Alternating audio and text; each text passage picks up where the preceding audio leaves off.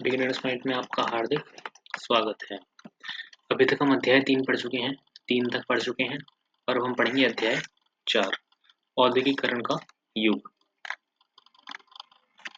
ये एक चित्र है जो dawn of the century E.T. Paul music company New York America and England 1900 में छपा था। चलिए, E.T. पॉल म्यूजिक कंपनी ने सन 1900 में संगीत की एक किताब प्रकाशित की थी, जिसकी जिल्द पर दी गई तस्वीर में नई सदी के उदय डॉन ऑफ द सेंचुरी का ऐलान किया गया था। जैसा कि आप इस चित्र में देख सकते हैं, तस्वीर के मध्य में एक देवी जैसी तस्वीर है। यह देवी हाथ में नई शताब्दी की ध्वजा लिए प्रगति का फरिश्ता दिखाई देती है। उसका एक पांव पंखों वाले पहियों पर टिका हुआ है। यह पहिया समय का प्रतीक है। उसकी उड़ान भविष्य की ओर है। उसके पीछे उन्नति के चिन्ह तैर रहे हैं। रेलवे, कैमरा, मशीनें, प्रिंटिंग प्रेस और कारखाना। मशीन और तकनीक का यह महिमा मंडन एक अन्य तस्वीर में और भी ज्यादा साफ दिखाई देता है। यह तस्वीर एक व्यापारिक पत्रिका के पन्नों पर 100 साल से भी पहले छपी थी। इस तस्वीर में दो जादूगर दिखाए गए हैं।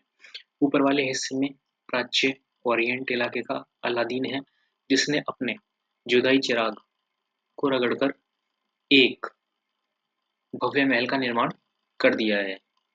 और नीचे एक आधुनिक मैकेनिक है जो अपने आधुनिक औजारों से एक नया जादू रच रहा है। वह पुल, पानी के जहाज, मीनार, गगनचुंबी इमारतें बनाता है।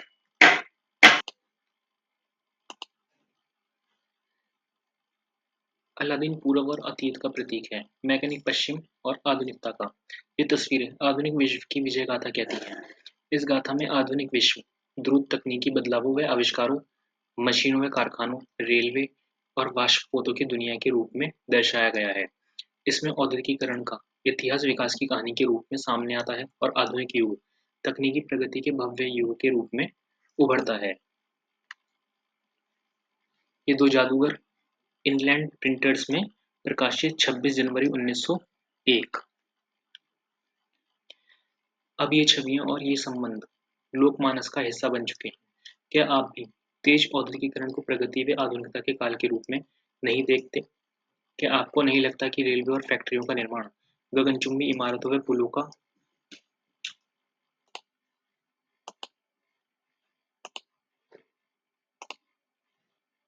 ये छवियां किस प्रकार विकसित हुई हैं?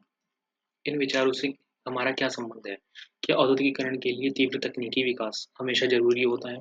क्या आज भी हम तमाम तरह के कामों के दिनों दिन बढ़ते मशीनीकरण का गुणगान कर सकते हैं? औद्योगिकरण से लोगों की जिंदगी पर क्या असर पड़ा है? ऐसे सवालों का जवाब देने के लिए हमें औद्योगिकरण के इतिहास को समझना पड़ेगा। इस अध्याय में हम यही इतिहास पढ़ेंगे। यह हम दुनिया के पहले औद्योगिक राष्ट्र ब्रिटेन और उसके बाद भारत में औद्योगिकरण का अध्ययन करेंगे, जहां औद्योगिक बदलावों का पैटर्न अपने वैश्विक शासन से तय हो रहा था। औद्योगिक औद्योगिक क्रांति से पहले औद्योगिकरण को अक्सर हम कारखानों के विकास के साथ ही जोड़कर देखते हैं। जब हम औद्योगिक उत्पादन की बात करते हैं तो हमारा आशय फैक्ट्रियों में होने वाले उत्पादन से होता है, और जब हम औद्योगिक मजदूरों की बात करते हैं तो भी हमारा आशय कारखानों में काम करने वाले मजदूरों से ही होता है। औद्योगिकरण के इतिहास अक्सर प्रारंभिक फैक्ट्रियों की स्थापना से शुरू होते हैं, पर इस सोच में एक समस्या है। दरअसल इंग्लैंड और यूरोप में फैक्ट्रियों की स्थापना से भी पहले ही अंतर्राष्ट्रीय बाजार के लिए बड़े पैमाने पर औद्योगिक उत्पादन होने लगा था। ये उत्पादन फैक्ट्रियों में नहीं होता था। बहुत सारे इतिहासकार औद्योगिकरण के इस चरण को आदि यानी कि औद्योगिकरण का नाम देते हैं। आदि किसी चीज की पहली या प्रारंभिक अवस्था का संकेत है। 17वीं और 18वीं शताब्दी में यूरोपीय शहरों के सौदागर गांवों की तरफ रुख करने लगे थे। वे किसानों और कारीगरों को पैसा देते थे और उनसे अंतर्राष्ट्रीय बाजार के लिए उत्पादन करवाते थे। उस समय विश्व व्यापार के विस्तार और दुनिया के विभिन्न भागों में उपनिवेशों की स्थापना के कारण चीजों की मांग बढ़ने लगी थी। इस मांग को पूरा करने के लिए केवल शहरों में रहते उत्पादन नहीं बढ़ाया जा सकता था। वजह यह थी कि शहरों में शहरी दस्तकारी और व्यापारिक गिल्ड्स काफी ताकतवर थे। ये गिल्ड्स उत्पादकों के संगठन होते थे। गिल्ड से जुड़े उत्पादक कारीगरों को प्रशिक्षण देते थे, उत्पादकों पर नियंत्रण रखते थे, प्रतिस्पर्धा और मूल्य तय करते थे और व्यवसाय में नए लोगों को आने से रोकते थे। शासकों ने भी विभिन्न गिल्ड्स को खास उत्पादों के उत्पादन और व्यापार का एक अधिकार दिया हुआ था। फलस्वरूप नए व्यापारी शहरों में कारोबार नहीं कर सकते थे, इसलिए वे गांव की तरफ जाने लगे। यह 18वीं सदी में कताई आप देख सकते हैं कि परिवार के सभी सदस्य धागा बनाने के काम में लगे हैं। ध्यान से देखिए, एक चरखे पर केवल एक ही तकली बन रही है। ठीक है। गांव में गरीब काश्तकार और दस्तकार सौदागरों के लिए काम करने लगे, जैसा कि आपने पिछले साल की पाठ्य पुस्तक में देखा है। यह एक ऐसा समय था जब खुले खेत खत्म होते जा रहे थे और कॉमन्स की बाड़ाबंदी की जा रही थी। अब तक अपनी रोजी रोटी के लिए साझा जमीनों से जलावन की लकड़ी, बेरियां, सब्जियां, भूसा, चारा आदि बीनकर काम चलाने वाले छोटे किसान, कोटेजर और गरीब किसान आमदनी के नए स्रोत ढूंढ रहे थे। बहुतों के पास छोटे मोटे खेत तो थे, लेकिन उनसे घर के सारे लोगों का पेट नहीं भर सकता था। इसलिए जब सौदागर वहां आए और उन्होंने माल पैदा करने के लिए पेशगी रकम दी, तो किसान फौरन तैयार हो गए। सौदागरों के लिए काम करते हुए वे गांव में ही रहते हुए अपने छोटे छोटे खेतों को भी संभाल सकते थे। इस आदि औद्योगिक उत्पादन से होने वाली आमदनी ने खेती के कारण सिमटती आय से बड़ा सहारा दिया। अब उन्हें पूरे परिवार के श्रम संसाधनों के इस्तेमाल का मौका भी मिल गया। स्टेपलर ऐसा व्यक्ति जो रेशो के हिसाब से ऊन को स्टेपल करता है या छांटता है। फुलर ऐसा व्यक्ति जो फूल करता है, यानी चुन्नटों के सारे कपड़े को समेटता है। कॉर्डिंग ये वह प्रक्रिया जिसमें कपास या ऊन आदि रेशों को कताई के लिए तैयार किया जाता है।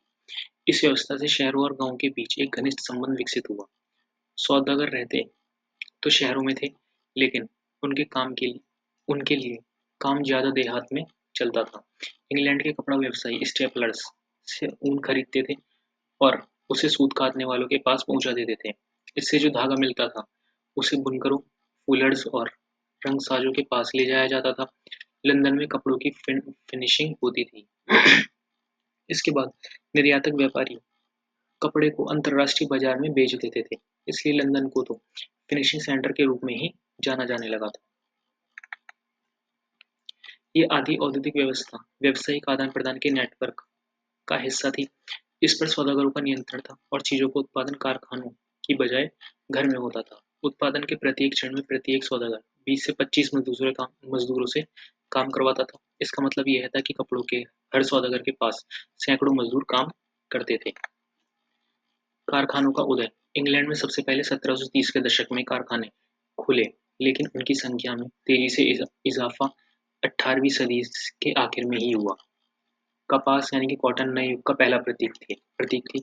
19वीं सदी के आखिर में कपास के उत्पादन में भारी बढ़ोतरी हुई। 1760 में ब्रिटेन में अपने कपास उद्योग की जरूरतों को पूरा करने के लिए 25 लाख पाउंड कच्चे कपास का आयात करता था। 1787 में ये आयात बढ़कर 220 लाख पाउंड तक पहुंच गया। ये इजाफा उत्पादन की प्रक्रिया में बहुत सारे बदलावों का परिणाम था। आइए देखें कि ये बदलाव कौन से थे। 18वीं सदी में कई ऐसे आविष्कार हुए जिन्होंने उत्पादन प्रक्रिया, कॉर्निंग, ऐंठना व कताई और लपेटन के हर चरण की कुशलता बढ़ा दी। प्रति मजदूर उत्पादन बढ़ गया और पहले से ज्यादा मजबूत धागों व रेशों का उत्पादन होने लगा। इसके बाद रिचर्ड आर्कराइट ने सूती कपड़ा मिल की रूपरेखा सामने रखी। अभी तक कपड़ा उत्पादन पूरे देहात में फैला हुआ था। यह काम लोग अपने अपने घर पर ही करते थे, लेकिन अब महंगी नई मशीनें खरीदकर उन्हें कारखानों में लगाया जा सकता था। कारखाने में सारी प्रक्रियाएं एक छत के नीचे और एक मालिक के हाथों में आ गई थी। इसके चलते उत्पादन प्रक्रिया पर निगरानी, गुणवत्ता का ध्यान रखना और मजदूरों पर नजर रखना संभव हो गया था। जब तक उत्पादन गांव में हो रहा था, तब तक ये सारे काम संभव नहीं थे। लंकाशायर की एक कॉटन मिल, C.E. टर्नर द्वारा बनाया गया चित्र, दी इलस्ट्रेटेड लंदन न्यूज 1925। कलाकार ने कहा, अगर उस नम मौसम की नज़र से देखें जिसके कारण लंकाशायर दुनिया में सूत कताई के लिए सबसे आदर्श स्थान बनाता है तो शाम के धुंधलके में दमकता कॉटन मिल सबसे शानदार नजारा दिखाई देता है। 19वीं सदी की शुरुआत में कारखाने इंग्लैंड के भूदृश्य का अभिन्न अंग बन गए थे। ये नए कारखाने इतने विशाल और नई प्रौद्योगिकी की ताकत, इतनी जुदाई दिखाई देती थी, उस समय के लोगों की आंखें चौंधी आ जाती थी। लोगों का ध्यान कारखानों पर टिका रह जाता था। वे इस बात को मानो भूल ही जाते थे। उनकी आंखों से ओझल गलियों और वर्कशॉप्स में अभी भी उत्पादन चालू है। औद्योगिक परिवर्तन की रफ्तार, औद्योगिकरण की प्रक्रिया कितनी तेज थी? क्या औद्योगिकरण का मतलब केवल फैक्ट्री उद्योगों के विकास तक ही सीमित होता है? औद्योगिक मैनचेस्टर, एम जैक्सन का चित्र, द इलस्ट्रेटेड लंदन न्यूज़ 1857। धुआं छोड़ती चिमनियां औद्योगिक इलाकों की पहचान बन गई थी। पहला, सूती उद्योग और कपास उद्योग ब्रिटेन के सबसे फलते-फूलते उद्योग थे। तेजी से बढ़ता हुआ कपास उद्योग 1840 के दशक तक औद्योगिकरण के पहले चरण में सबसे बड़ा उद्योग बन चुका था। इसके बाद लोहा और स्टील उद्योग आगे निकल गए। 1840 के दशक से इंग्लैंड में 1860 के दशक से उसके उपनिवेशों में रेलवे का विस्तार होने लगा था। फलस्वरूप लोहे और स्टील की जरूरतें तेजी से बढ़ी। 1873 तक ब्रिटेन के लोहा और स्टील निर्यात का मूल्य लगभग 7.7 करोड़ पाउंड हो गया था। यह राशि इंग्लैंड के कपास निर्यात के मूल्य से दोगुनी थी। दूसरा, नए उद्योग परंपरागत उद्योगों को इतनी आसानी से हाशिए पर नहीं ढकेल सकते थे। 19वीं सदी के आखिर में भी तकनीकी रूप से विकसित औद्योगिक क्षेत्र में काम करने वाले मजदूरों की संख्या कुल मजदूरों में 20% से ज्यादा नहीं थी। कपड़ा उद्योग एक गतिशील उद्योग था, लेकिन उसके उत्पादन का बड़ा हिस्सा कारखानों में नहीं बल्कि घरेलू इकाइयों में होता था।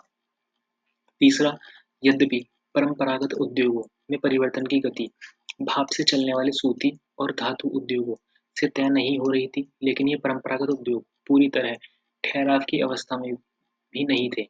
खाद्य प्रसंस्करण, निर्माण, पॉटरी, कांच के काम, चर्म शोधन, फर्नीचर और औजारों के उत्पादन जैसे बहुत सारे गैर मशीनी क्षेत्रों में जो तरक्की हो रही थी, वे मुख्य रूप से साधारण और छोटे-छोटे आविष्कारों का परिणाम थी। इंग्लैंड में एक रेलवे कारखाने में fitting shop, the illustrated London news 1849। इस फिटिंग शॉप में नए लोकोमोटिव इंजन बनाए जाते थे और पुरानों की मरम्मत की जाती थी। चौथा, प्रौद्योगिकीय बदलावों की गति धीमी थी।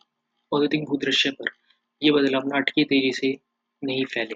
नई तकनीक महंगी थी। सौदागर व व्यापारी उनके इस्तेमाल के सवाल पर फूक-फूक कर कदम बढ़ाते थे। मशीनें अक्सर खराब हो जाती थीं और उनकी मरम्मत पर काफी खर्चा आता था। वे उतनी अच्छी भी नहीं थी जितना उनके आविष्कारों और निर्माताओं का दावा था। इस बात को समझने के लिए आइए भाप के इंजन का उदाहरण लें। जेम्स वाट ने न्यूकॉमन द्वारा बनाए गए भाप के इंजन में सुधार किए और 1871 में नए इंजन को पेटेंट करा लिया। इस मॉडल का उत्पादन उनके दोस्त उद्योगपति मैथ्यू बुल्टन ने किया, पर सालों तक उन्हें कोई खरीदार नहीं मिला। 19वीं सदी की शुरुआत तक पूरे इंग्लैंड में भाप के सिर्फ 321 इंजन थे। इनमें से 80 इंजन सूती उद्योगों में, 9 ऊन उद्योगों में और बाकी खनन, नहर निर्माण और लौह कार्यों में इस्तेमाल हो रहे थे। और किसी उद्योग में भाप के इंजनों का इस्तेमाल काफी समय बाद तक भी नहीं हुआ। यानी मजदूरों की उत्पादन क्षमता को कई गुना बढ़ाने की संभावना वाली सबसे शक्तिशाली प्रौद्योगिकी को अपनाने में भी उद्योगपति बहुत हिचकिचा रहे थे। अब इतिहासकार इस बात को मानने लगे कि 19वीं सदी के मध्य का औसत मजदूर मशीनों पर काम करने वाला नहीं बल्कि परंपरागत कारीगर और मजदूर ही होता था। 1830 की एक कताई फैक्ट्री है ये। आप देख सकते हैं किस तरह भाप की ताकत से चलने वाली विशालकाय पहिए एक साथ सैकड़ों तकलियों को घुमाने लगते हैं।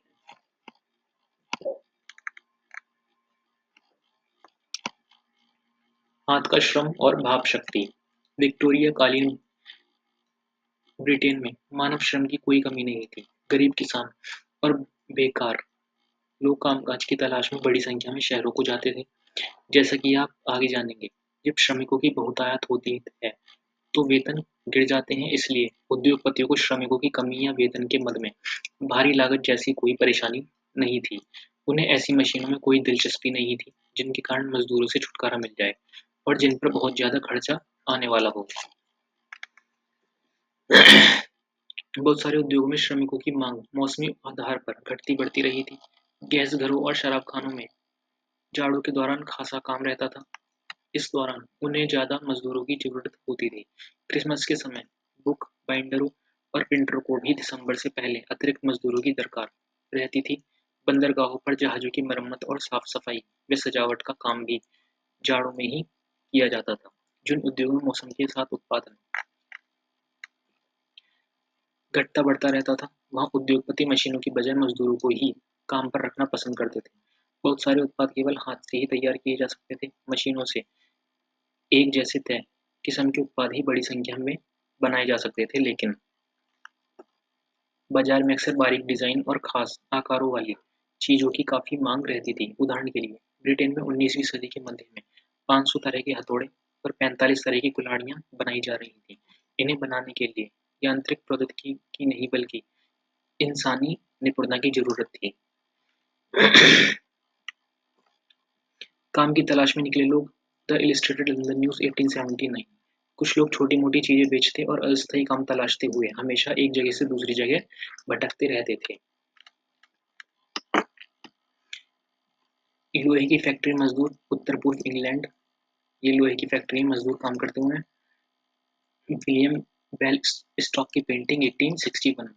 19वीं सदी के आखिर में बहुत सारे कलाकार मजदूरों को आदर्श के रूप में प्रस्तुत करने लगे थे। उन्हें राष्ट्र के लिए कठिनाइयां और पीड़ा झेलते हुए दिखाया जाता था। विक्टोरिया-कालीन ब्रिटेन में उच्च वर्ग के लोग कुलीन और पूंजीपति वर्ग हाथों से बनी चीजों की तरजीह ही देते थे।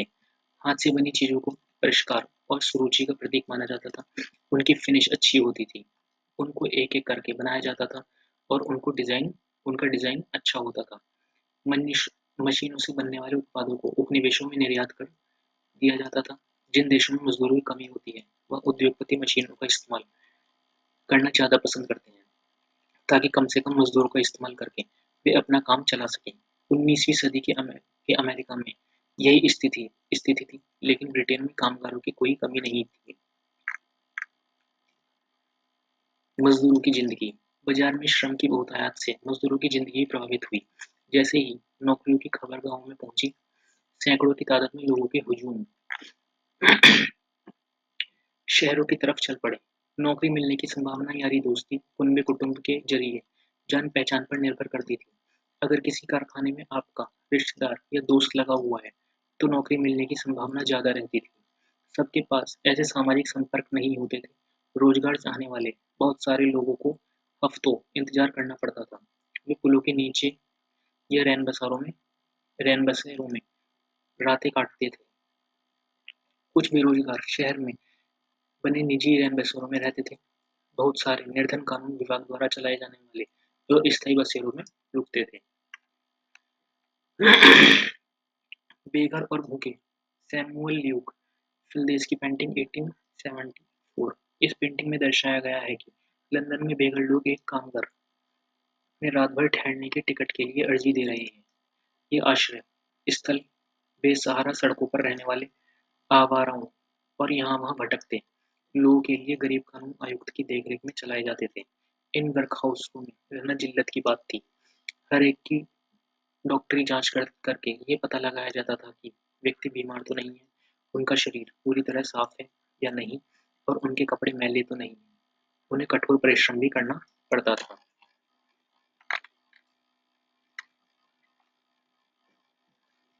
Spinning jenny T E Nicholson द्वारा बनाया गया रेखाचित्र 1835। ध्यान से देखिए, एक ही पहिए से कितनी सारी तकलियां घूमने लगती थी। बहुत सारे उद्योगों में मौसमी काम की वजह से कामगारों को बीच-बीच में बहुत समय तक खाली बैठना पड़ता था। काम का सीजन गुजर जाने के बाद गरीब दोबारा सड़क पर आ जाते थे। कुछ लोग जाड़ों के बाद गाँव में चले जाते थे, जहाँ इस समय काम निकलने लगता था, लेकिन ज्यादातर शहर में ही छोटा-मोटा काम ढूंढने की कोशिश करते थे, जो 19वीं सदी के मध्य तक भी आसान काम नहीं था। 19वीं सदी की शुरुआत में वेतन में कुछ सुधार आया, लेकिन इससे मजदूरों की हालत में बेहतरी का पता नहीं चलता। औसत आंकड़ों से अलग-अलग व्यवसायों के बीच आने वाले फर्क और साल दर साल होने वाले उतार-चढ़ाव छिपे रह जाते थे। मिसाल के तौर पर, जब लंबे नेपोलियनी युद्ध के दौरान कीमतें तेजी से बढ़ी तो मजदूरों की आय के वास्तविक मूल्य में भारी कमी आ गई। अब उन्हें वेतन तो पहले जितना मिलता था, लेकिन उससे वे पहले जितनी चीजें नहीं खरीद सकते थे। मजदूरों की आमदनी भी सिर्फ वेतन दर पर ही निर्भर नहीं होती थी। रोजगार की अवधि भी बहुत महत्वपूर्ण थी। मजदूरों की औसत दैनिक आय इससे तय होती थी कि उन्होंने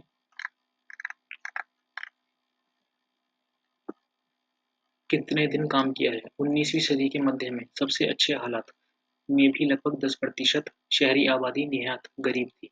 1830 के दशक में आई आर्थिक मंदी जैसे दौरों में बेरोजगारों की संख्या विभिन्न क्षेत्रों में 35 से 75% तक पहुंच जाती थी।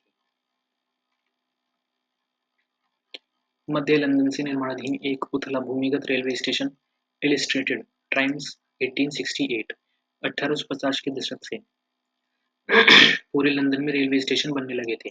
इसका मतलब था कि सुरंगें बनाने, बल्लियों की पाड़ लगाने, ईंट और लोहे का काम करने के लिए बहुत सारे मजदूरों की जरूरत थी। रोजगार चाहने वाले एक निर्माण स्थल से दूसरे निर्माण स्थल तक जाते रहते थे। बेरोजगारी की आशंका के कारण मजदूर नई प्रौद्योगिकी से चिढ़ते थे। जब ऊन में उद्योग स्पिनिंग जेनी मशीन का इस्तेमाल शुरू किया गया तो हाथ से ऊन काटने वाली औरतें इस तरह की मशीनों पर हमला करने लगी। जेनी के इस्तेमाल पर यह टकराव लंबे समय तक चलता रहा। 1840 के दशक के बाद शहरों में निर्माण की गतिविधियां तेजी से बढ़ी। लोगों के लिए नए रोजगार पैदा हुए। सड़कों को चौड़ा किया गया, नए रेलवे स्टेशन बने, रेलवे लाइनों का विस्तार किया गया, सुरंगें बनाई गई, निकासी और सीवर व्यवस्था बिछाई गई, नदियों के तटबंध बनाए गए। परिवहन उद्योग में काम करने वालों की संख्या 1840 के दशक में दोगुना और अगले 30 सालों में एक बार फिर दोगुना हो गई। उपनिवेशों में औद्योगिकीकरण। आइए अब भारत पर नजर डालें और देखें कि एक उपनिवेश का औद्योगिकीकरण कैसे होता है। यहाँ भी हम कारखाना उद्योग के साथ साथ गैर मशीनी क्षेत्र पर भी ध्यान देंगे। हमारा अध्ययन मुख्य रूप से कपड़ा उद्योग तक ही सीमित रहेगा। भारतीय कपड़े का युग। मशीन उद्योग के युग से पहले अंतर्राष्ट्रीय कपड़ा बाजार में भारत के रेशमी और सूती उत्पादों का ही दबदबा रहता था। बहुत सारे देशों में मोटा कपास पैदा होता था, लेकिन भारत में पैदा होने वाला कपास महीन किस्म का था। आर्मीनियन और फारसी सौदागर पंजाब से अफगानिस्तान, पूर्वी फारस और मध्य एशिया के रास्ते यहाँ की चीजें लेकर जाते थे। यहाँ के बने महीन कपड़ों के थान ऊँटों की पीठ पर लादकर पश्चिमोत्तर सीमा से पहाड़ी दर्रों और रेगिस्तानों के पार ले जाए जाते थे। मुख्य पूर्व उपनिवेशिक बंदरगाहों से फलता फूलता समुद्री व्यापार चलता था। गुजरात के तट पर स्थित सूरत बंदरगाह के जरिए भारत खाड़ी और लाल सागर के बंदरगाहों से जुड़ा हुआ था। कोरोमंडल तट पर मछलीपट्टनम और बंगाल में हुगली के माध्यम से भी दक्षिण पूर्वी एशियाई बंदरगाहों के साथ खूब व्यापार चलता था। निर्यात व्यापार के इस नेटवर्क में बहुत सारे भारतीय व्यापारी और बैंकर सक्रिय थे। वे उत्पादन में पैसा लगाते थे, चीजों को लेकर जाते थे, निर्यातकों को पहुंचाते थे। माल भेजने वाले आपूर्ति सौदागरों के जरिए बंदरगाह नगर देश के भीतरी इलाकों से जुड़े हुए थे। ये सौदागर बुनकरों को पेशागी देते थे, बुनकरों से तैयार कपड़ा खरीदते थे और उसे बंदरगाहों तक पहुंचाते थे। बंदरगाह पर बड़े जहाज मालिक और निर्यात व्यापारियों के दलाल कीमत पर मोल भाव करते थे, आपूर्ति सौदागरों से माल खरीद लेते थे। 1750 के दशक तक भारतीय सौदागरों के नियंत्रण वाला यह नेटवर्क टूटने लगा था। यूरोपीय कंपनियों की ताकत बढ़ती जा रही थी। पहले उन्होंने स्थानीय दरबारों से कई तरह की रियायतें हासिल की और उसके बाद उन्होंने व्यापार पर इजारेदारी अधिकार प्राप्त कर लिए। इससे सूरत व हुगली दोनों पुराने बंदरगाह कमजोर पड़ गए। इन बंदरगाहों से होने वाली निर्यात में नाटकीय कमी आई। पहले जिस कर्जे से व्यापार चलता था वह खत्म होने लगा। धीरे धीरे स्थानीय बैंकर दिवालिया हो गए। 17वीं सदी के आखिरी सालों में सूरत बंदरगाह से होने वाला व्यापार का कुल मूल्य 1.6 करोड़ रुपए था। 1740 के दशक तक यह गिरकर केवल 30 लाख रुपए रह गया था। ये चित्र है सूरत में एक इंग्लिश फैक्ट्री 17वीं सदी का चित्र है। सूरत व हुगली कमजोर पड़ रहे थे और बंबई व कलकत्ता की स्थिति सुधर रही थी। पुराने बंदरगाहों की जगह एक नए बंदरगाहों का महत्व औपनिवेशिक सत्ता की बढ़ती ताकत का संकेत था। नए बंदरगाहों के जरिए होने वाला व्यापार यूरोपीय कंपनियों के नियंत्रण में था और यूरोपीय जहाज़ों के जरिए होता था। बहुत सारे पुराने व्यापारिक घराने ढह चुके थे, जो बचे रहना चाहते थे, उनके पास भी यूरोपीय व्यापारिक कंपनियों के नियंत्रण वाले नेटवर्क में काम करने के अलावा कोई चारा नहीं था। इन बदलावों ने बुनकरों में अन्य कारीगरों की जिंदगी को किस तरह प्रभावित किया? बुनकरों का क्या हुआ? काम पर लगा एक बुनकर गुजरात का चित्र है।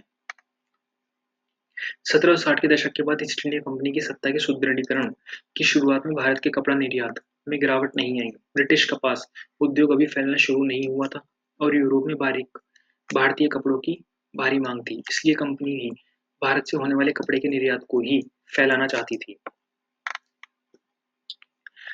1760 और 1770 के दशक में बंगाल और कर्नाटक में राजनीतिक सत्ता स्थापित करने से पहले ईस्ट इंडिया कंपनी को निर्यात के लिए लगातार सप्लाई आसानी से नहीं मिल पाती थी।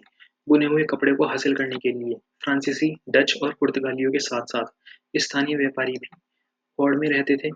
इस प्रकार बुनकर और आपूर्ति सौदागर खूब मोल-भाव करते थे और अपना माल सबसे ऊंची बोली लगाने वाले खरीदार को ही बेचते थे। लंदन भेजे गए अपने पत्र में कंपनी के अफसरों ने आपूर्ति में मुश्किल और ऊंचे दामों का बार-बार जिक्र किया है। लेकिन एक बार ईस्ट इंडिया कंपनी की राजनीतिक सत्ता स्थापित हो जाने के बाद कंपनी व्यापार पर अपने एक अधिकार का दावा कर सकती थी। फलस्वरूप उसने प्रतिस्पर्धा खत्म करने, लागतों पर अंकुश रखने और कपास व रेशम से बनी चीजों की नियमित आपूर्ति सुनिश्चित करने के लिए प्रबंधन और नियंत्रण की एक नई व्यवस्था लागू कर दी। यह काम कई चरणों में किया गया। पहला, कंपनी ने कपड़ा व्यापार में सक्रिय व्यापारियों और दलालों को खत्म करने तथा बुनकरों पर ज्यादा प्रत्यक्ष नियंत्रण स्थापित करने की कोशिश की। कंपनी ने बुनकरों पर निगरानी रखने, माल इकट्ठा करने और कपड़ों की गुणवत्ता जांचने के लिए वेतनभोगी कर्मचारी तैनात कर दिए गए, जिन्हें गुमशता कहा जाता था।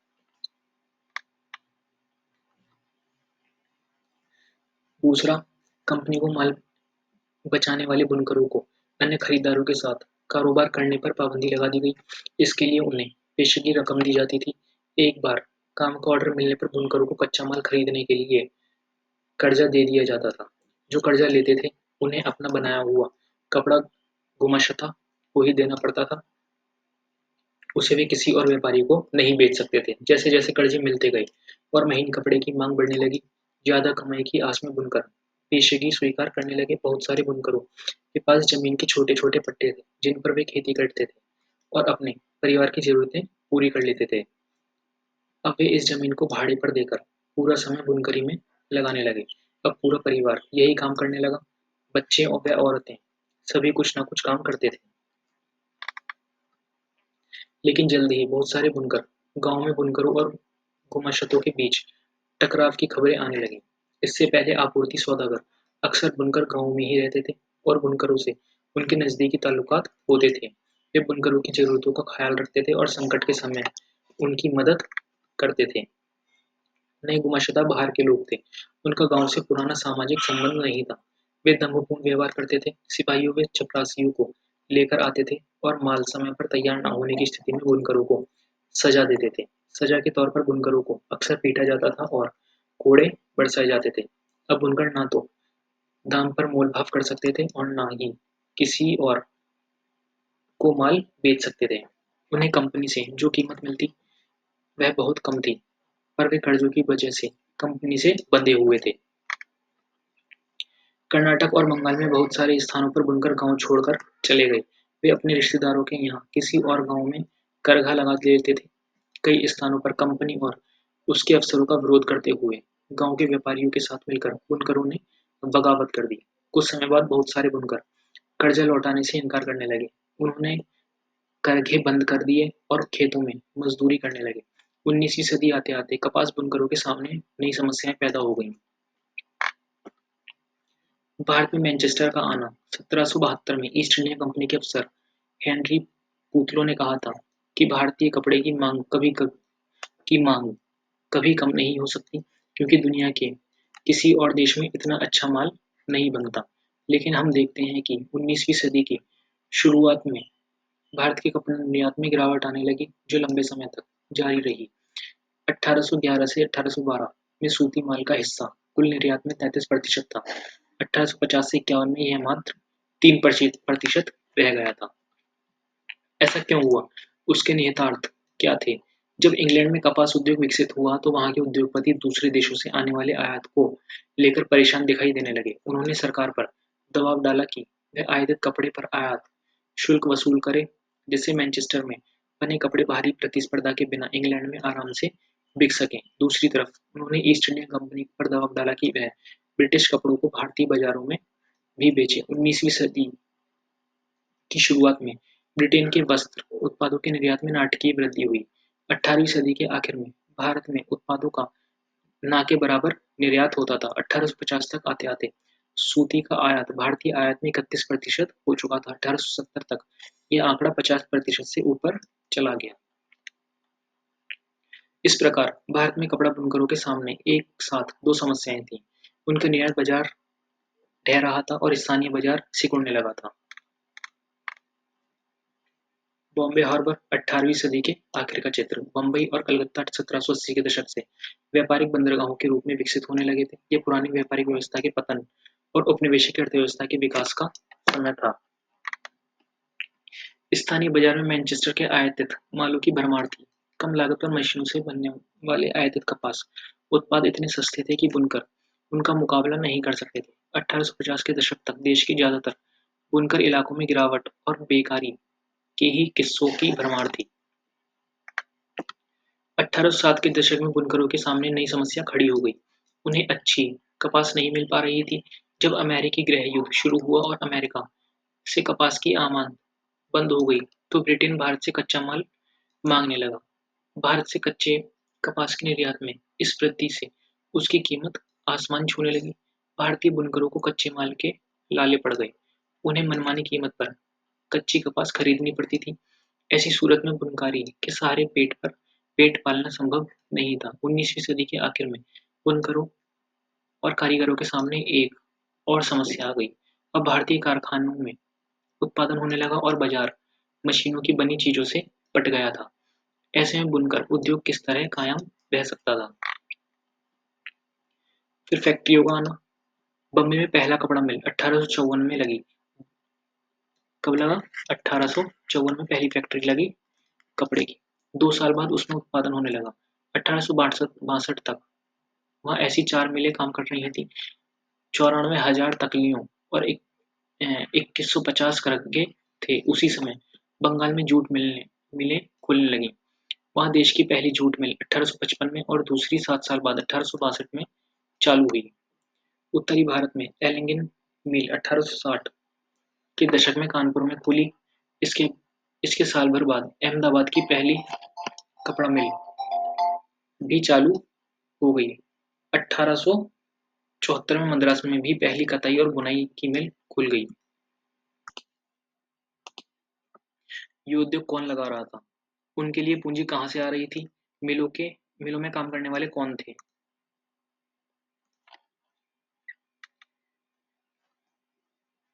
जमशेदजी जीजी भोये। जीजी भोये एक पारसी बुनकर के बेटे थे। अपने समय के बहुत सारे लोगों की तरह उन्होंने भी चीन के साथ व्यापार और जहाजरानी का काम किया था। उनके पास जहाजों का एक विशाल बेड़ा था। अंग्रेजों और अमेरिकी जहाज कंपनियों के साथ प्रतिस्पर्धा के कारण 1950 के दशक तक उन्हें सारे जहाज बेचने पड़े। प्रारंभिक उद्यमी देश के विभिन्न भागों में तरह-तरह के लोग उद्योग लगा रहे थे। आइए देखें ये कौन लोग थे। बहुत सारे व्यावसायिक समूहों का इतिहास चीन के साथ व्यापार के पैमाने से चला आ रहा था। जैसा कि पिछले साल की किताब में आपने पढ़ा था, 18वीं सदी के आखिर से ही अंग्रेज भारतीय अफीम का चीन को निर्यात करने लगे थे। उसके बदले में वे चीन से चाय खरीदते थे, जो इंग्लैंड जाती थी। इस व्यापार में बहुत सारे भारतीय कारोबारी सहायक की हैसियत में पहुंच गए। वे पैसा उपलब्ध कराते थे, आपूर्ति सुनिश्चित करते थे और माल को जहाजों में लादकर रवाना करते थे। व्यापार से पैसा कमाने के बाद उनमें से कुछ व्यवसायी भारत में औद्योगिक उद्यम स्थापित करना चाहते थे। बंगाल में द्वारकानाथ टैगोर ने चीन के साथ व्यापार में खूब पैसा कमाया और वे उद्योगों में निवेश करने लगे। 1830-1840 के दशकों में उन्होंने 6 संयुक्त उद्यम कंपनियां लगा ली थीं। 1840 के दशक में आए व्यापक व्यावसायिक संकटों में औरों के साथ साथ टैगोर के उद्यम भी बैठ गए। लेकिन 19वीं सदी में चीन के साथ व्यापार करने वाले बहुत सारे व्यवसायी सफल उद्योगपति भी साबित हुए। बॉम्बे में डेनशॉ पेटेट और आगे चलकर देश में विशाल औद्योगिक साम्राज्य स्थापित करने वाले जमशेदजी नुसरवानजी टाटा जैसे पारसियों ने आंशिक रूप से चीन को निर्यात करके आंशिक रूप से इंग्लैंड को कच्ची कपास निर्यात करके पैसा कमा लिया था। 1917 में कलकत्ता में देश की पहली जूट मिल लगाने वाले मारवाड़ी व्यावसायिक सेठ हुकुमचंद ने भी चीन के साथ व्यापार किया था। यही काम प्रसिद्ध उद्योगपति जीडी बिरला के पिता और दादा ने किया। ये द्वारकानाथ टैगोर का विश्वास यह था कि भारत पश्चिमीकरण और औद्योगिकीकरण के रास्ते पर चलकर ही विकास कर सकता है।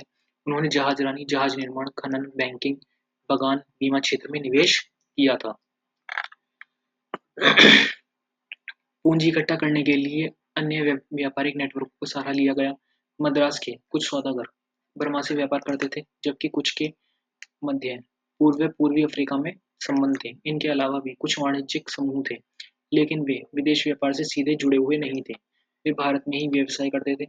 वे एक जगह से दूसरे जगह माल ले जाते थे, सूद पर पैसा चलाते थे, एक शहर से दूसरे शहर में पैसा पहुंचाते थे और व्यापारियों को पैसा देते थे। जब उद्योगों में निवेश के अवसर आए तो उनमें से बहुतों ने फैक्ट्रियां लगा ली। इस साझेदारी की टोली J N. Tata, R D. Tata, sir R J. Tata और सर डी.जे. टाटा। 1912 में जे.एन. टाटा ने जमशेदपुर में भारत का पहला लौह एवं इस्पात संयंत्र स्थापित किया। भारत में लौह एवं इस्पात उद्योग कपड़ा उद्योग के काफी बाद शुरू हुआ। औपनिवेशिक भारत में औद्योगिक मशीनरी, रेलवे, लोकोमोटिव का ज्यादातर आयात ही किया जाता था। इसलिए स्वतंत्रता मिलने तक भारी उद्योग कोई खास आगे नहीं बढ़ सकता था। जैसे भारतीय व्यापार पर औपनिवेशिक शिकंजा कसता गया, वैसे वैसे भारतीय व्यवसायियों के लिए जगह सिकुड़ती गई। उन्हें अपना तैयार माल यूरोप में बेचने से रोक दिया गया। अब वे मुख्य रूप से कच्चे माल और अनाज, कच्ची कपास, अफीम, गेहूं, नील का ही निर्यात कर सकते थे, जिनकी अंग्रेजों की जरूरत थी। धीरे धीरे उन्हें जहाजरानी व्यवसाय से भी बाहर धकेल दिया गया। पहले विश्व युद्ध तक यूरोपीय प्रबंधकीय एजेंसियां भारी उद्योगों के विशाल क्षेत्र का नियंत्रण करती थीं। इनमें Bird, Heilgers and company, Andrew Yule और जार्डिन स्निकर एंड कंपनी सबसे बड़ी कंपनियां थीं। ये एजेंसियां पूंजी जुटाती थीं, संयुक्त उद्यम कंपनियां लगाती थीं और उनका प्रबंधन संभालती थीं। ज्यादातर काम मामलों में भारतीय वित्त पोषक फाइनेंसर पूंजी उपलब्ध कराते थे, जबकि निवेश और व्यवसाय से संबंधित फैसले यूरोपीय एजेंसियां लगाती थीं और यूरोपीय व्यापारियों, उद्योगपतियों के अपने वाणिज्यिक परिसंघ थे जिनमें भारतीय व्यवसायियों को शामिल नहीं किया जाता था। मजदूर कहाँ से आए? फैक्ट्रियां होंगी तो मजदूर भी होंगे।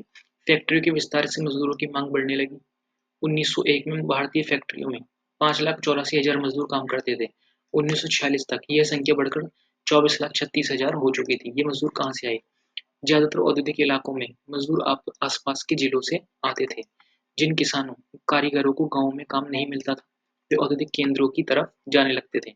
1911 में बम्बई के सूती कपड़ा उद्योग में काम करने वाले 50% से ज्यादा मजदूर के पास रत्नगिरी जिले से आए थे। कहाँ से आए थे? रत्नागिरी जिले से। कानपुर की मिलों में काम करने वाले ज्यादातर कानपुर के जिले के ही गांव से आते थे। मिल मजदूर बीच बीच में अपने गांव जाते रहते थे। वे फसलों की कटाई में त्योहारों के समय गांव लौट जाते थे। बम्बई के एक मिल के युवा कामगार। 20वीं सदी की शुरुआत। जब मजदूर गांव जाते थे तो अच्छे कपड़े पहनने की कोशिश करते थे। बाद में जब नए कामों की खबर फैली तो दूर दूर से भी लोग आने लगे। उदाहरण के लिए संयुक्त प्रांत के लोग मुंबई के कपड़ा मिलों और कलकत्ता के जूट मिलों में काम करने के लिए पहुंच रहे थे। नौकरी पाना हमेशा मुश्किल था। हालांकि मिलों की संख्या बढ़ती जा रही थी और मजदूरों की मांग भी बढ़ रही थी, लेकिन रोजगार चाहने वालों की संख्या रोजगारों के मुकाबले हमेशा ज्यादा रहती थी। मिलों में प्रवेश भी निषिद्ध था। उद्योगपति नए मजदूरों की भर्ती के लिए प्राय एक जॉबर रखते थे। जॉबर कोई पुराना और विश्वस्त कर्मचारी होता था। वह अपने गांव से लोगों को लाता था, उन्हें काम का भरोसा देता था, उन्हें शहर में जमने के लिए मदद देता था और मुसीबत में पैसे से मदद करता था। इस प्रकार जॉबर ताकतवर और मजबूत व्यक्ति बन गया था। बाद में जॉबर मदद के बदले पैसे व तोहफों की मांग करने लगे और मजदूरों की जिंदगी को नियंत्रित करने लगे। समय के साथ फैक्ट्री मजदूरों की संख्या बढ़ने लगी, लेकिन जैसा कि आप देखेंगे कुल औद्योगिक श्रम शक्ति में उनका अनुपात बहुत छोटा था। ये क्या है मुख्य जॉबर इस चित्र में देखें कि उसका अंदाज और उसके कपड़ों से जॉबर की सत्ता का पता चलता था। इन्हें अलग अलग इलाकों में सरदार और मिस्त्री आदि भी कहते थे। अहमदाबाद के एक मिल में कताई में लगी मजदूर औरतें औरतें मुख्य रूप से कताई विभाग में ही काम करती थीं। औद्योगिक विकास का अनूठापन भारत में औद्योगिक उत्पादन पर वर्चस्व रखने वाली यूरोपीय प्रबंधकीय एजेंसियों की कुछ खास तरह के उत्पादों में ही दिलचस्पी थी। उन्होंने औपनिवेशिक सरकार से सस्ती कीमत पर जमीन लेकर चाय व कॉफी के बागान लगाए और खनन, नील व जूट व्यवसाय में पैसे का निवेश किया। इनमें से ज्यादातर ऐसे उत्पाद थे जिनकी भारत में बिक्री के लिए नहीं बल्कि मुख्य रूप से निर्यात के लिए आवश्यकता थी। 19वीं सदी के आखिर में जब भारतीय व्यवसायी उद्योग लगाने लगे तो उन्होंने भारतीय बाजार में मैनचेस्टर की बनी चीजों से प्रतिस्पर्धा नहीं की। भारत आने वाले ब्रिटिश मालों में धागा बहुत अच्छा नहीं था, इसलिए भारत की शुरुआती सूती मिलों में कपड़े की बजाय मोटे सूती धागे ही बनाए जाते थे। जब धागे का आयात किया जाता था तो वह हमेशा बेहतर किस्म का होता था। भारतीय कताई मिलों में बनने वाले धागे का भारत के हथकरघा बुनकर इस्तेमाल करते थे या उन्हें चीन का निर्यात कर दिया जाता था। 20वीं सदी के पहले दशक तक भारत में औद्योगिकीकरण का ढर्रा कई बदलावों की चपेट में आ चुका था। स्वदेशी आंदोलन की गति मिलने से राष्ट्रवादियों ने लोगों को विदेशी कपड़े के बहिष्कार के लिए प्रेरित किया। औद्योगिक समूह अपने सामूहिक हितों की रक्षा के लिए संगठित हो गए और उन्होंने आयात शुल्क बढ़ाने तथा अन्य रियायत रियायतें देने के लिए सरकार पर दबाव डाला। 1906 के बाद चीन भेजे जाने वाले भारतीय धागे के निर्यात में भी कमी आने लगी थी। चीनी बाजारों में चीन और जापान की मिलों के उत्पाद छा गए थे। फलस्वरूप भारत के उद्योगपति धागे की बजाय कपड़ा बनाने लगे। 1900 से 1912 के भारत में सूती कपड़े का उत्पादन दोगुना हो गया। पहले विश्व युद्ध तक औद्योगिक विकास धीमा रहा। युद्ध ने एक बिल्कुल नई स्थिति पैदा कर दी थी। ब्रिटिश कारखाने सेना की जरूरतों को पूरा करने के लिए युद्ध संबंधी उत्पादन में व्यस्त थे। इसलिए भारत में मैनचेस्टर के माल का आयात कम हो गया। भारतीय बाजारों को रातों रात एक विशाल देसी बाजार मिल गया। युद्ध लंबा खिंचा तो भारतीय कारखानों में भी फौज के लिए जूट की बोरियां, फौजियों के लिए वर्दी के कपड़े, टेंट और चमड़े के जूते, घोड़े व खच्चर की जीन तथा बहुत सारे अन्य सामान बनने लगे। नए कारखाने लगाए गए। मद्रास चैम्बर ऑफ कॉमर्स का पहला दफ्तर 19वीं सदी के आखिर तक देश के विभिन्न क्षेत्रों के व्यवसायी मिलकर चैम्बर ऑफ कॉमर्स बनाने लगे थे ताकि सही तरह के व्यवसाय कर सकें, सामूहिक चिंता के मुद्दों पर फैसला ले सकें। पुराने कारखाने कई पालियों में चलने लगे। बहुत सारे नए मजदूरों को काम पर रखा गया और हर एक को पहले से भी ज्यादा समय तक काम करना पड़ता था। युद्ध के दौरान औद्योगिक उत्पादन तेजी से बढ़ा।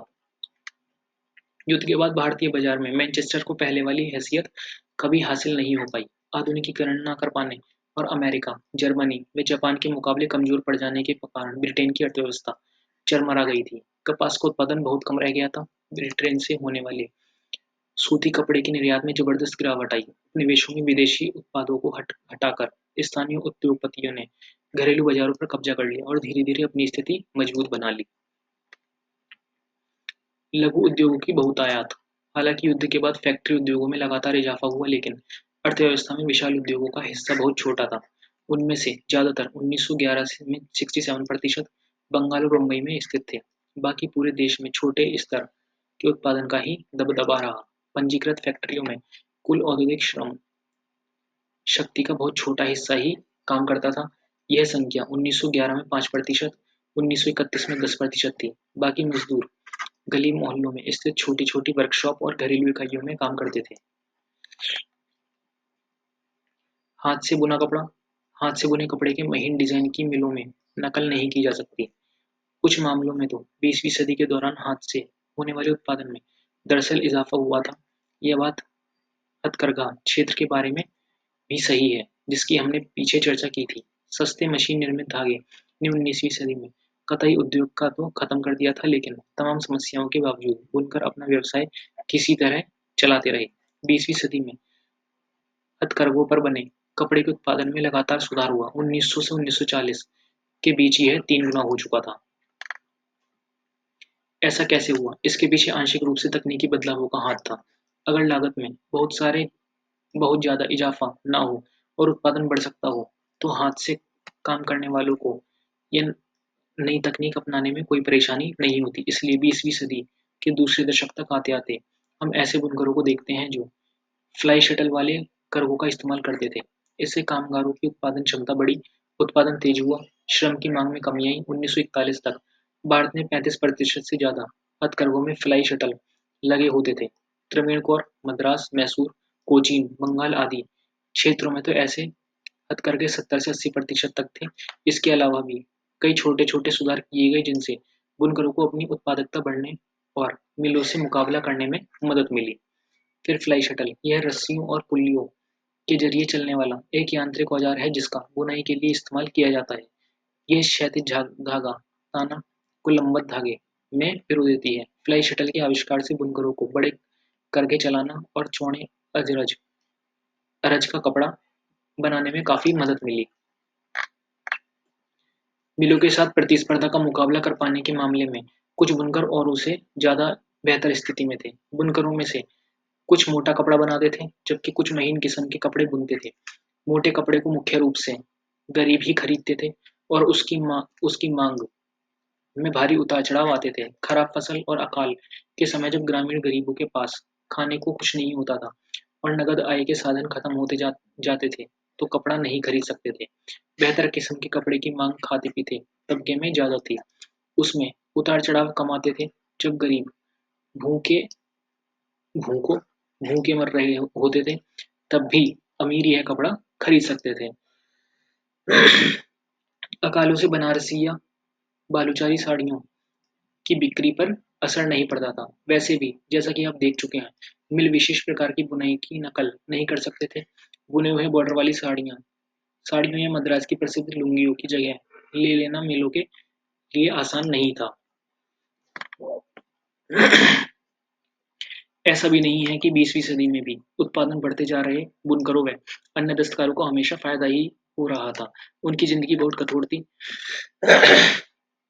उन्हें दिन रात काम करना पड़ता था। अक्सर पूरा परिवार, बच्चे, बूढ़े, औरतें उत्पादन के किसी न किसी काम में हाथ बटाता था। लेकिन ये फैक्ट्रियों के युग में अतीत के अवशेष भर नहीं थे। उनका जीवन और श्रम औद्योगिकरण की प्रक्रिया का अभिन्न अंग था। ये भारत में बड़े पैमाने के उद्योग वाले इलाके 1931 क्षेत्र में बने गोले विभिन्न क्षेत्रों में उद्योगों के आकार को इंगित करते हैं। बम्बई, मध्य प्रांत, बिहार, बंगाल, ये सब ठीक है। फिर वस्तुओं के लिए बाजार। हम देख चुके हैं किस तरह ब्रिटिश निर्माताओं ने भारतीय बाजार पर कब्जे के लिए प्रयास किया और किस तरह भारतीय बुनकरों व दस्तकारों, व्यापारियों व उद्योगपतियों ने औपनिवेशिक नियंत्रण का विरोध किया। आयात शुल्क सुरक्षा के लिए मांग उठाई, अपने लिए जगह बनाई और अपने माल के बाजार को फैलाने का प्रयास किया। जब नई चीजें बनती हैं, तो लोगों को उन्हें खरीदने के लिए प्रेरित भी करना पड़ता है। लोगों को लगना चाहिए कि उन्हें उस उत्पाद की जरूरत है। इसके लिए क्या किया गया? नए उपभोक्ता पैदा करने का एक तरीका विज्ञापनों का है। जैसा कि आप जानते हैं, विज्ञापन विभिन्न उत्पादों को जरूरी और वांछनीय बना लेता है। वे लोगों की सोच बदल देते हैं, नई जरूरतें पैदा कर देते हैं। आज हम एक ऐसी दुनिया में हैं जहां चारों तरफ विज्ञापन छाए हुए हैं। अखबारों, पत्रिकाओं, होर्डिंग्स, दीवारों, टेलीविजन के पर्दे पर सब जगह विज्ञापन छाए हुए हैं। लेकिन अगर हम इतिहास में पीछे मुड़कर देखें, तो पता चलता है कि औद्योगिकरण की शुरुआत से ही विज्ञापनों ने विभिन्न उत्पादों के बाजार को फैलाने में, एक नई उपभोक्ता संस्कृति रचने में अपनी भूमिका निभाई है। ग्रेप वाटर का कैलेंडर, एमवी धुरंधर का चित्र 1928 बच्चों की चीजों का प्रचार करने के लिए बालकृष्ण की छवि का सबसे ज्यादा इस्तेमाल किया जाता था। जब मैनचेस्टर के उद्योगपतियों ने भारत में कपड़ा बेचना शुरू किया, तो वे कपड़े के बंडलों पर लेबल लगाते थे। लेबल का फायदा ये होता था कि खरीदारों को कंपनी का नाम व उत्पादन की जगह पता चल जाती थी। लेबल ही चीजों की गुणवत्ता का प्रतीक भी था। जब किसी लेबल पर मोटे अक्षरों में मेड इन मैनचेस्टर लिखा दिखाई देता, तो खरीदारों को कपड़ा खरीदने में किसी तरह का डर नहीं रहता था। मैनचेस्टर का लेबल 20वीं सदी का प्रारंभ। आयातित कपड़ों के लेबल पर असंख्य भारतीय देवी देवताओं, कार्तिक, लक्ष्मी, सरस्वती को चित्रित किया जाता था, जो संबंधित वस्तु की गुणवत्ता को दर्शाने का प्रयास था। चित्र 26 के मैनचेस्टर के लेबल पर महाराजा रणजीत सिंह का चित्र उत्पाद के प्रति सम्मान पैदा करने हेतु ऐतिहासिक व्यक्तित्वों का इस्तेमाल किया जाता रहा है किया जा रहा था। लेबलों पर सिर्फ शब्द और अक्षर ही नहीं होते थे, उन पर तस्वीरें भी बनी होती थीं, जो अक्सर बहुत सुंदर होती थीं। अगर हम पुराने लेबलों को देखें, तो उनके निर्माताओं की सोच, उनके हिसाब-किताब और लोगों को आकर्षित करने के उनके तरीकों का अंदाज लगा सकते हैं। इन लेबलों पर भारतीय देवी-देवताओं की तस्वीरें प्राय होती थीं। देवी-देवताओं की तस्वीर के बहाने निर्माता ये दिखाने की कोशिश करते थे कि ईश्वर भी चाहता है कि लोग उस चीज़ों को खरीदें। कृष्ण या सरस्वती की तस्वीरों का फायदा ये होता था कि विदेशों में बनी चीजें भी भारतीयों को जानी-पहचानी सी लगती थी। जैसे कि ये सनलाइट सोप सनलाइट सोप का कैलेंडर 1934 यहाँ भगवान विष्णु आसमान से रोशनी लाते हुए दिखाई दे रहे हैं। 19वीं सदी के आखिर में निर्माता अपने उत्पादों को बेचने के लिए कैलेंडर छपवाने लगे थे। अखबारों और पत्रिकाओं को तो पढ़े-लिखे लोग ही समझ सकते थे, लेकिन कैलेंडर उनको भी समझ में आ जाते थे जो पढ़ नहीं सकते थे। चाय की दुकानों, दफ्तरों, मध्यवर्गीय घरों में ये कैलेंडर लटके रहते थे। जो इन कैलेंडर को लगाते थे वे विज्ञापन को भी हर रोज पूरे साल देखते थे। इन कैलेंडरों में भी नए उत्पादों को बेचने के लिए देवताओं की तस्वीर होती थी। देवताओं की तस्वीरों की तरह महत्वपूर्ण व्यक्तियों, सम्राटों या नवाबों की तस्वीरें भी विज्ञापनों व कैलेंडरों में खूब इस्तेमाल होती थी। इनका संदेश अक्सर यह होता था, अगर आप इस शाही व्यक्ति का सम्मान करते हैं, तो इस उत्पाद का भी सम्मान कीजिए। अगर इस उत्पाद को राजा इस्तेमाल करते हैं या उसे शाही निर्देश से बनाया गया है, तो उसकी गुणवत्ता पर सवाल खड़ा नहीं किया जा सकता। जब भारतीय निर्माताओं ने विज्ञापन बनाए, तो उनमें राष्ट्रवादी संदेश साफ दिखाई देता था। इनका आशय यह था कि अगर आप राष्ट्र की परवाह करते हैं, तो उन चीजों को खरीदिए जिन्हें भारतीयों ने बनाया है। ये विज्ञापन स्वदेशी के राष्ट्रवादी संदेश के वाहक बन गए थे। एक भारतीय मिल में बने कपड़े का लेबल। इसमें एक देवी अहमदाबाद की मिल में बना कपड़ा दान कर रही हैं और औरों कर रही हैं और लोगों से भारत में बने कपड़े के इस्तेमाल का आह्वान कर रही हैं। निष्कर्ष क्या निकलता है? जाहिर है कि उद्योगों के युग में बड़े-बड़े प्रौद्योगिकी बदलाव आए, फैक्ट्रियों का उदय हुआ और नई औद्योगिक श्रम शक्ति अस्तित्व में आई, लेकिन जैसा कि आपने देखा है, इस युग में हाथ से बनने वाली चीजें और छोटे पैमाने का उत्पादन भी औद्योगिक भूदृश्य का एक महत्वपूर्ण हिस्सा रहा है। तो अध्याय यही समाप्त होता है। अब मिलेंगे अगले अध्याय में। तब तक के लिए धन्यवाद।